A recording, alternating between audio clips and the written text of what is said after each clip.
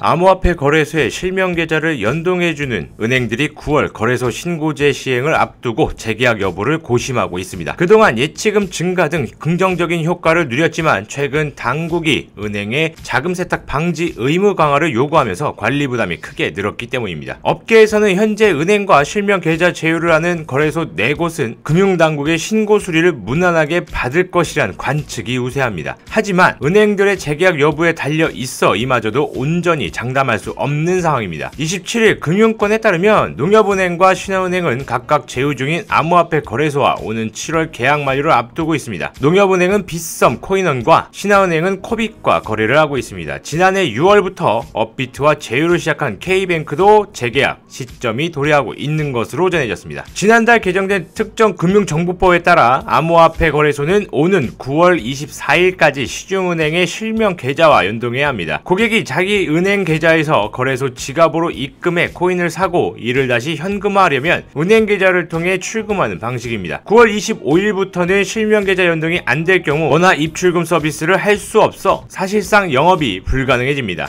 현재 빗썸 코인은 업비트, 코빅 4곳만 은행 계좌를 받고 있고 나머지 거래소들은 자체 법인 계좌 등을 이용해 영업 중입니다. 그동안 은행들은 암호화폐 거래소와 제휴를 맺어 신규 고객 유치 등 효과를 봤습니다. K뱅크는 지난해 6월부터 업비트에 계좌를 제공한 이후 올해 암호화폐 붐을 타고 신규 계좌가 크게 늘었습니다. 지난해 4분기 동안 신규 가입 계좌 수가 50만 개였지만 올해 들어서만 1월 28만 개, 2월 64만 개, 3월 80만 개로 증가폭이 커지고 있습니다. 지난해 말 3조 7,453억 원이었던 수신잔액도 이달 10조 원을 돌파하는 등 가파른 성장세를 보였습니다. 농협은행도 지난해 월 8만에서 10만 개 수준이었던 신규 요금을 계좌 가입수가 올해 들어 1월 14만 개, 2월 19만 개, 3월 25만 개로 크게 늘었습니다. 반면 신한은행은 코빅과 제휴 계좌 개수를 7만 개로 한정해 관리하고 있습니다. 거래소와 제휴한 은행들은 신규 계좌 개설 한 건당 일정 금액의 수수료를 받습니다. 또 신규 고객 유치로 예치금이 늘어나는 효과도 누립니다.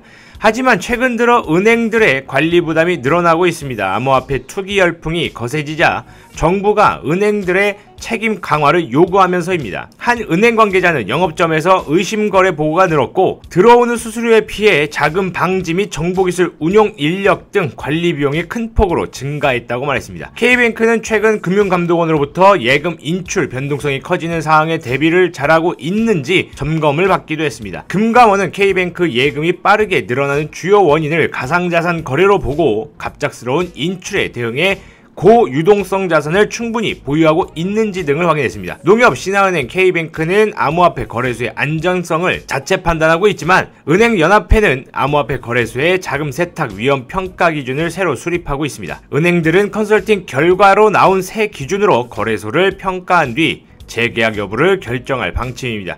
이들 은행 외에 다른 은행들도 여러 거래소에서 계좌 제휴 요청을 받고 있지만 선뜻 나서게 꺼리는 분위기입니다. 금융당국 관계자는 변동성이 크고 목적이 불분명한 자금 세탁의 개연성이 커진 만큼 은행들이 방조하는 상황이 되기 부담스러워 신중하게 판단할 것이라고 이야기했습니다.